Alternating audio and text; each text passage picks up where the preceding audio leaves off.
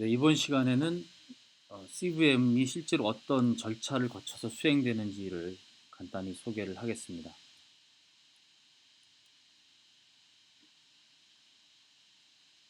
이 내용은 챔프, 보일, 브라운 등 세 분의 학자가 그 편찬을 한 책에 있는 내용을 제가 가지고 와서 설명을 드리는 겁니다. CVM이 진행되는 절차는 총 이분들은 10가지의 스텝으로 나눠서 설명을 합니다. 첫 번째 스텝은 어, 어떤 것을 메이저를 할 거냐, 어떤 가치를 추정을 할 거냐 하는 것을 먼저 정확하게 아이덴티파이 하는 절차가 되겠습니다. 어, 이게 아주 간단해 보이는데 사실은 꽤 복잡한 문제가 됩니다. 예를 들까요? 이게 이제 그 두 번째 강의에서 여러분들이 보셨던 그 사업입니다.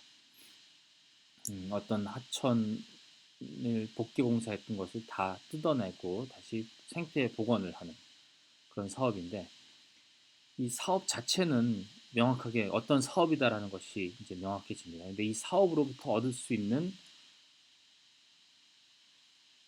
어, 편익은 도대체 무엇이냐 하는 거를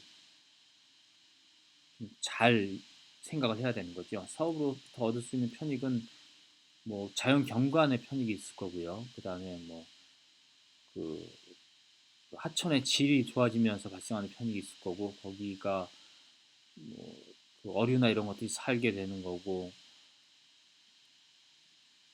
그리고 뭐 사람들이 그로부터 여기를 산책을 하거나 여기서 발생하는 편익이 있는 거고, 또 이 경우에는 특히 어떤 편익을 추가적으로 고려를 했느냐면, 여기에 이제 도로가 생김으로써 그 도로의 교통이 더 원활해지는 편익도 추가적으로 이제 아이덴티파이를 한 거죠. 이렇게 어떤 사업이 가져다주는 편익이 어떤 것들이 있는지를 면밀하게 검토를 해야 됩니다. 이게 첫 번째 스텝이 되는데요. 굉장히 중요한 단계고, 사실 매우 어려운 단계고, 여기는 어떤 고정된 프로세스가 있는 것도 아닙니다. 그건 사업의 편익을 평가하려고 하는 주체 또는 사업을 하는 주체, 그다음에 관련자들 이런 분들이 모여가지고 하나하나 검토를 해보고 따져봐야 됩니다. 그리고 이 편익이 과연 측정될 편익인지 또는 측정 시 무시해야 되는 편익인지 이런 것도 좀 고민을 해야 되고요. 예를 들면은 이 지역에 이제 생태 하천이 복원이 되고, 그럼으로써 이 주변에 그 집값이 뛸 수가 있단 말이죠. 근데 이 집값이 뛰는 거는 어, 우리가 이전 소득 이전이라고 해서 한 사람의 소득이 다른 사람의 소득으로 옮아가는 거지 사회 전체의 편익이 증대되는 건 아니란 말이에요. 그래서 어떤 편익의 증대를 그 금전적 편익의 증대로 한정해서 볼 건지, 아니면 실질 편익의 증대로 볼 건지, 뭐 이런 걸 고민을 많이 해야 됩니다.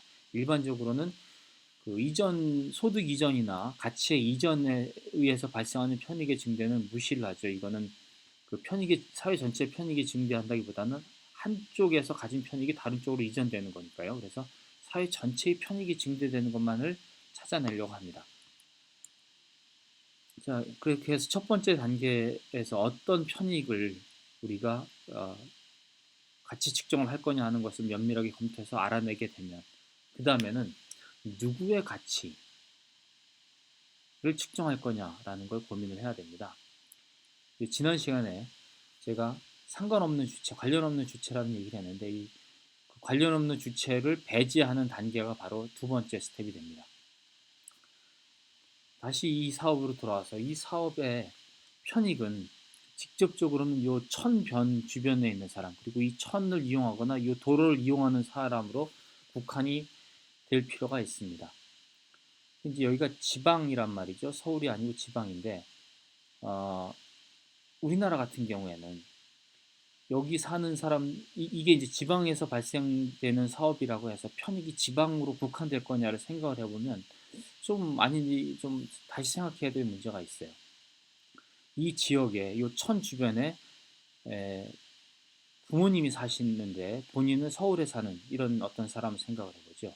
그럼 그 사람이 뭐 일주일에 한 번 또는 2주에 한 번씩 집에 내려가는데, 집에 내려가서 부모님과 같이 어, 뭐 여기 산책도 할 수 있는 거고 또 내려갈 때 교통도 더 편리해졌고 공기도 더 좋아졌고 이렇다면 이 사람은 서울에 살기 때문에 직접적으로 이 하천의 복원에 영향을 받지 않는다고 생각할 수도 있지만 또 달리 생각하면 어, 부모님의 편익이 증대되는 것 그리고 본인이 부모님을 뵈러 내려갈 때 편익이 증대되는 것 때문에 이 사람도 이 사업에 대한 그 지불의사 금액이 있을 수가 있단 말이죠. 그래서 이 두 번째 단계 누구의 편익을 측정을 할 거냐라는 요 단계도 사실은 생각만큼 그렇게 간단히 논할 수 있는 부분은 분명히 아닙니다. 깊이 고민을 해야 되는 거죠. 이제 세 번째는 어떻게 데이터를 모을 거냐인데요. 이건 일반적으로 굉장히 그 정해진 프로토콜에 따라서 합니다. 그래서 서베이를 하는 거고 서베이를 할 때 뭐 더블 바운디드로 서베이를 할 거냐 아니면 싱글 바운디드로 할 거냐 뭐 이런 것들을 결정을 하게 됩니다. 그리고 샘플 사이즈를 이제 결정을 합니다. 샘플 사이즈가 커지면은 추정 결과의 어떤 그 프레시전은 높아질 텐데 문제는 이제 샘플 사이즈가 커지게 되면 비용이 많이 들죠. 그래서 현실적으로 샘플 사이즈를 어떻게 정하느냐는 이 연구에 투입할 비용이 얼마나 되느냐에 연관이 돼서 결정이 됩니다.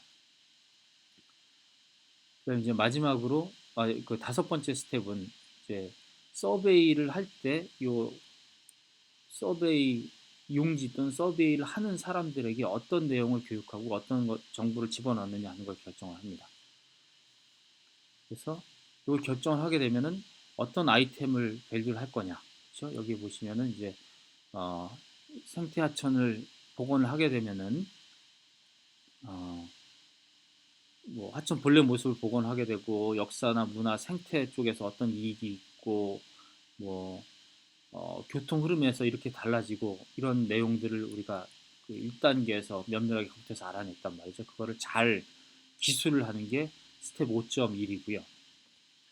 두 번째는 이제 프로비전 메커니즘이 됩니다. 프로비전 메커니즘은 이 그 환경재 또는 공공성이 있는 어떤 사업 이런 것들을 제공을 할 때 누가 어떻게 제공하느냐라는 건데 이제 뭐 정부 세금으로 제공을 하느냐 아니면은 뭐 개인의 독지가의 돈으로 제공을 하느냐 뭐 이럴 수가 있는 거죠. 일반적으로 이제 정부 세금인데 세금 중에서도 어떤 방식으로 재원 주달을 하느냐 이런 것들이 관련이 됩니다. 이제 5.3 스텝 5.3에서는 페이먼트 비클이라는 얘기가 나오죠. 페이먼트 비클이라는 것은 뭐냐면 사람들이 무엇으로 지불할 거냐라는 건데요. 여기서는 명확하게 소득세라고 이제 얘기를 하고 있죠. 그죠? 네. 그래서 소득세냐, 뭐 소비세냐, 뭐 아니면 다른 세금이냐, 아니면은 그 공채를 이용해서 조달을 하느냐 이런 페이먼트에 따라서 사람들이 지불 의사가 달라지기 때문에 페이먼트 비이크를 잘 판단을 하고 그거를 사람들이 공지를 해줘야 됩니다. 어, 디시전 룰 같은 경우에 이제 그 아까 말씀드렸던 뭐 더블 바운디드냐, 싱글 바운디드냐 이런 것들이 관련이 되고요. 타임 프레임 오브 페이먼트라는 거는 여기 보시면은 향후 5년간이라고 돼 있죠. 이거를 뭐 1년간 얼마 낸다, 5년간 얼마 낸다, 10년간 얼마 낸다. 뭐 이런 거에 따라서 이제 그 사람들이 생각하는 어떤 금액의 범위가 달라지게 되거든요. 그래서 그것도 역시 잘 결정을 해야 되고요. 이거는 보통 일반적으로 어떤 우리나라 같은 경우에는 어, KDI 지침이나 이런 것들로 표준화되어 있는 경우가 많습니다.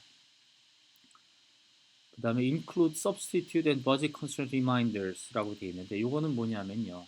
그 비용을 내므로써 요 인상을 함으로써 사람들이 자신의 소비에 쓸 수 있는 버젯이 예산이 달라진다라는 것을 생각하도록 해야 되는 겁니다. 이제 요 밑에 보시면은 귀하 가구의 소득은 제한되어 있고 그 소득은 여러 용도로 지출되어야 합니다. 또 정부가 해야 하는 공공사업은 다양하게 많이 있습니다. 이렇게 돼 있죠. 이 귀절이 이 리마인더에 해당되는 귀절이 되겠습니다. 그 다음에 이제 여섯 번째 스텝으로 넘어가세요. 이제 컨티전 밸류에이션 쿠에션을 디자인하는 거죠. 예. 요게 이제 쿠에션이 됩니다.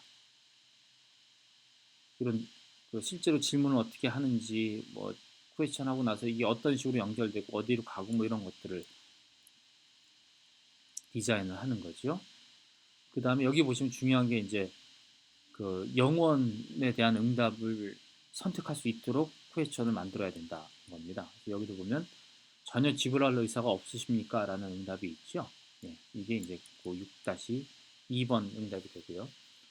6-3은 address protest and other types of misleading responses인데 이게 이제 사람들의 영혼에 대한 응답이 protest response인지 아닌지를 판단할 수 있는 질문이 됩니다. 여기 이제 7-5가 있고 7-7번이 그 질문이 되겠습니다.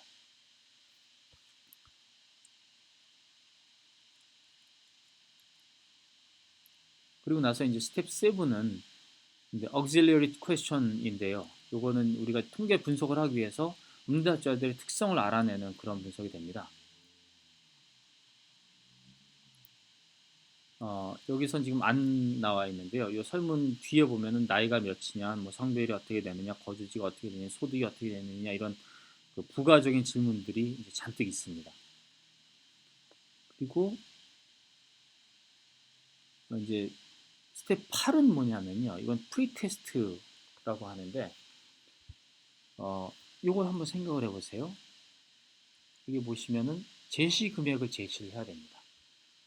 이렇게 오픈 엔디드가 아니면은 미리 제시 금액을 준비를 해야 되는데 이 제시 금액을 도대체 과연 얼마 범위로 준비를 해야 될까요? 이게 선언적으로 뭐 사람 이 사업의 제시 금액은 얼마다 이렇게 알 수 있는 게 아니란 말이죠. 그래서 이 제시 금액을 얼만큼 알아내 어느 만큼 어느 범위 내에서 제시 금액을 준비를 할지 또는 이 설문에 문제는 없는 건지 설문에 사람들이 응답하면서 어떤 혼란스러운 부분은 없는지 이런 것들에 대해서 미리 적은 수의 샘플을 이용을 해서 프리테스트라는 걸 합니다. 보통은 한 실제 샘플 여기서 이제 셀렉트 샘플 사이즈가 있잖아요. 셀렉트 추저 샘플 사이즈 이 샘플 사이즈 선정된 샘플 사이즈 한 10% 정도를 프리테스트하는 샘플로 간주를 하고 그렇게 10% 되는 사람들을 랜덤하게 뽑아가지고 미리 서베이를 하고 여기 서베이에서 나온 금액을 바탕으로 제시 금액을 결정하고 또 서베이 과정에서 문제가 있는지 검토하고 이런 작업을 거칩니다. 여기 이제 프리테스트가 되고요. 프리테스트를 하고 나면은 이제 서베이를 본격적으로 하죠. 본격적으로 해서 데이터를 얻고 그 데이터를 분석을 합니다. 분석은 그 지난 세 번째 시간에 여러분들에게 보여드렸던 그 모형을 수립하고 추정을 하고 추정된 모형을 바탕으로 사회 전체 컴pensating surplus가 얼마나 되고 그 다음에 그것들이 그 가구들의 특성에 따라서 어떻게 달라지고 이런 것들을 쭉 추정을 하고 그리고 마지막으로 이제 리포트를 하고 이제 이 일련의 절차를 통해서 CVM이 수행이 됩니다.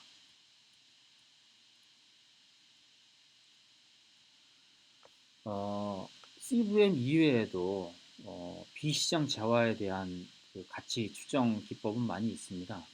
이제 크게 봐서는 Revealed Preference Based Method라는 게 있고요. Stated Preference Based Method라는 게 있습니다.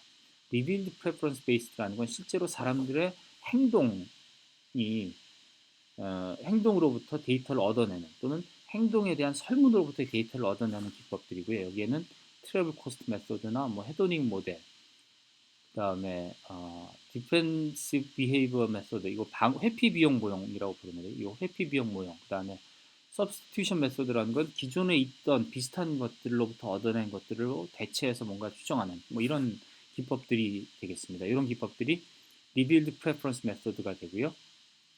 이 리빌드 프레퍼런스 메소드는 실제로 사람들의 행동을 관측해서 뭘 추정을 하거나 또는 서베이를 하는데 서베이도 당신이 이런 경우에 어떤 행동을 할 것입니까 하는 방식으로 서베이를 합니다. Stated Preference Method의 가장 대표적인 게 이제 CVM이고요. 나머지 뭐 다른 방법들도 좀 있고요. 요거는 뭐냐면은 이제 얼마나 value를 하느냐, 얼마큼 지불할 의사가 있느냐, 얼마나 높이 평가를 하느냐라는 거를 서베이를 합니다. 그 서베이가 약간 좀 달라요. 둘 다 서베이를 할 수가 있는데 Reviewed Preference Based Method나 Stated Preference Based Method나 둘 다 서베이를 통해서 데이터를 얻을 수가 있는데 그 서베이를 통해서 얻고자 하는 데이터의 성격이 약간 좀 다릅니다. 일반적으로 Revealed Preference Based Method에서는 사용 가치를 알아내는 경우가 많고 또 사용 가치를 알아내기 위한 목적으로 이런 기법들을 선택하는 경우가 많고요. 그 다음에는 Stated Preference Based Method는 사용 가치와 비사용 가치를 모두 포함한 총 가치를 알아내는, 추정하는 것을 목적으로 하는 경우가 많습니다.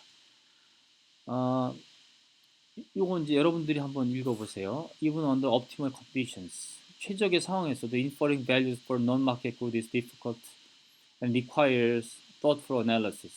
그 아주 아주 바람직한 최적의 상황에서조차 비시장자의 가치를 알아내는 것은 매우 어려운 일인 거죠. 그리고 그 매우 사려 깊은 어떤 분석 단계가 필요합니다.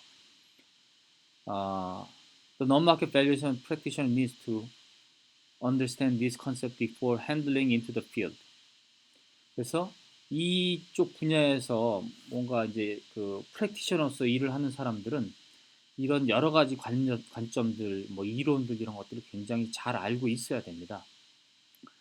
그래서 그런 것들이 없이 이런 일을 하게 되면 to do otherwise could prove costly. 굉장히 많은 비용을 지불하게 됩니다. 그 비용이 뭐 서비의 비용뿐 아니고 추정 자체가 잘못되거나 할 수도 있기 때문에 사회적으로 아주 커다란 비용을 지불하게 됩니다. 그래서 이런 작업을 하는 사람들은 이 베이직 티어레티컬 컨셉트에 대해서 깊이 이해를 하게 되고 매우 주의를 기울여야 되고요. 그래야만 어떤 그 정책 결정자들이 정책 결정을 하는데 아주 그 믿을 수 있는 어떤 정보를 제공해 주게 되는 거죠. 여러분들이 이쪽 분야에 나중에 와서 일을 하게 되면 오늘 배웠던 내용을 좀 돌이켜서 더 공부를 깊이 하시고 이론적으로 더 많이 준비를 하시고 생각을 더 많이 하시고 일을 하셔야만 합니다. 이상 강의를 마치겠습니다.